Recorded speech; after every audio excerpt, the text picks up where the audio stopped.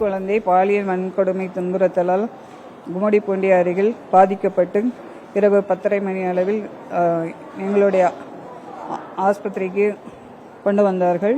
வரும்போதே பேஷண்ட் வந்து ஷாக்லேயும் ரெஸ்பிரேட்டரி ஃபெயிலியரில் இருந்தாங்க. செயற்கை சுவாசம் கொடுத்து ஷாக்கு ட்ரீட்மெண்ட் பண்ணி நாங்கள் அவசர சிகிச்சைக்கு எடுக்கும்போது உரிய சிகிச்சை கொடுத்தோம். ஆனாலும் பேஷண்ட் வந்து அந்த ஷாக்லேருந்து வெளியே வரவில்லை.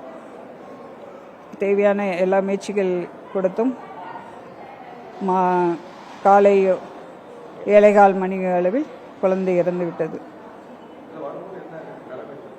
அதான் ஷாக்கு சொல்லிட்டேன். ஷாக்கில் இருந்தது.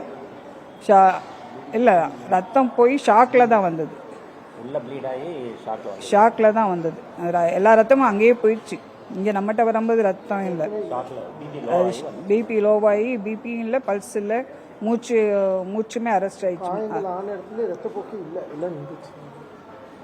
அதுக்குரிய வைத்தியம் மட்டும் நம்ம பண்ணி ஆப்ரேஷனுக்கு தேவையானதை ரெடி பண்ணி போய் ஆப்ரேஷன் பண்ணோம். பட் ஆப்ரேஷன் பண்ணியும் பேஷண்ட் அந்த ஷாக்லேருந்து வெளியே வரல. ஆப்ரேஷன் வேண்டியது பண்ணிட்டோம், பட் ஷாக்கில் வெளியே வரல. அதில் திரும்பவும் நம்ம எல்லா உரிய வைத்தியங்கள் பண்ணோம். ஆனாலும் சிகிச்சையிலேருந்து வெளியே வரல. சர்ஜரி அந்த இடத்துல வந்து தசைங்கள்லாம் கிழிஞ்சு இருந்தது. பிறப்புறுப்பு பகுதியும் ஆசன வாய் பகுதியும் கிழிஞ்சிருந்தது. ஸோ அது வந்து நாங்கள் மூடினோம்.